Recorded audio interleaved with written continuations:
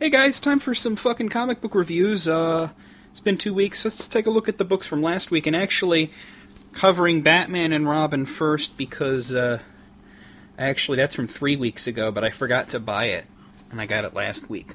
Batman and Robin, I gotta tell you, this has got to be the best new series out there.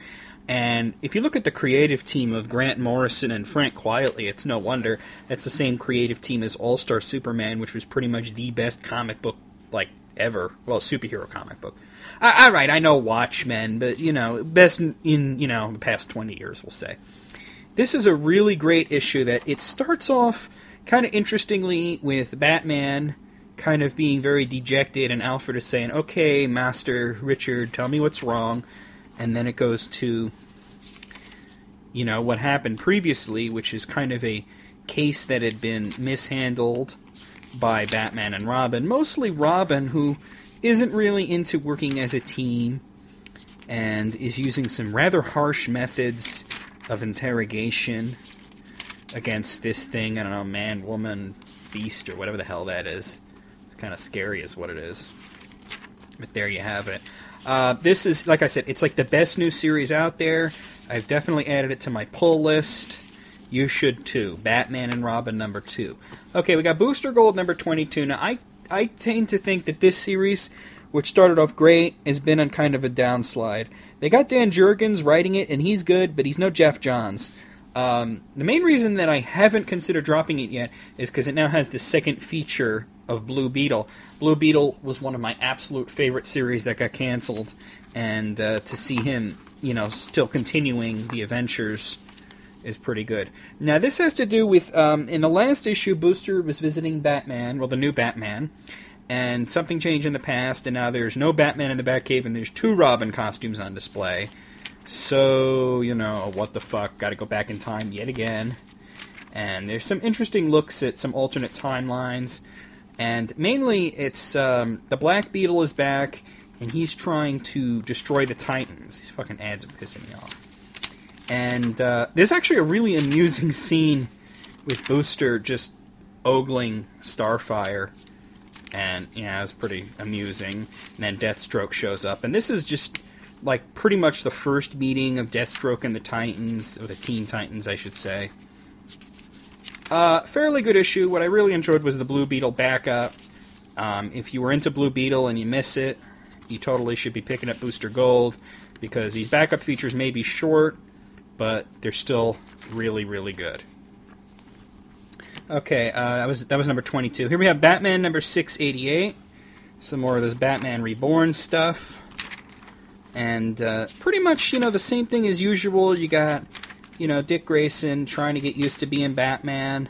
You got the Penguin is like, hey, obviously this Batman is not the same guy, and we gotta keep it on the down low. Two-Face is involved. You got Commissioner Gordon involved. Pretty good issue. There's some stuff in here with Damian training to be the new Robin.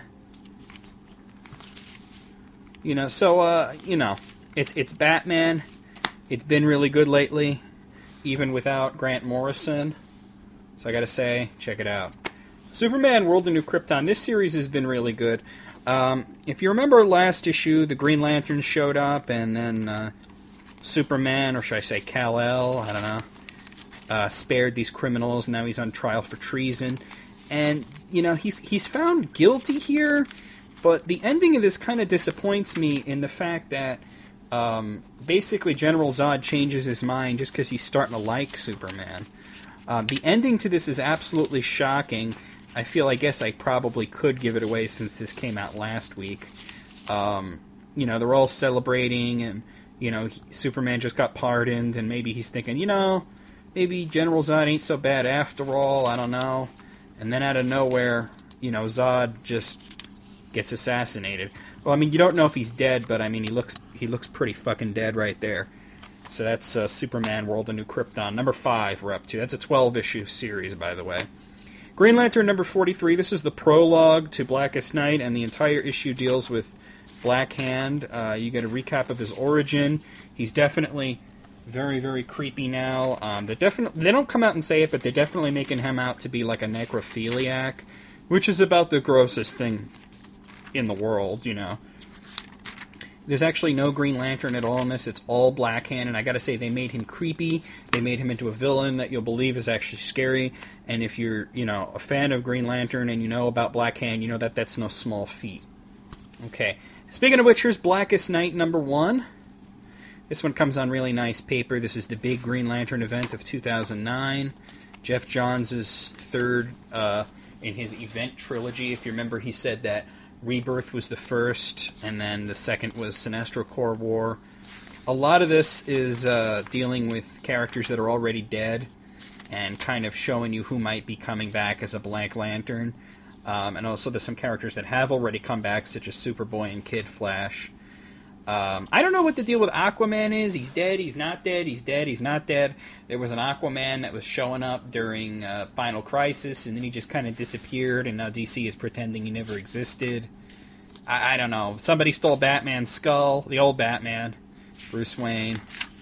And, you know, there's some interesting stuff with Barry Allen finding out who died since he's been back. Well, you know, before he came back. Scar from the Guardians finally just, oh snap, turns on the Guardians and just starts fucking them up. And all the dead Lanterns become Black Lanterns. There's Martian Manhunter as a Black Lantern. And then along comes Elongated Man and Sue Dibney, and they kill Hawkman and Hawkgirl. And at the end, they become Black Lanterns. It's really good. You gotta fucking check it out.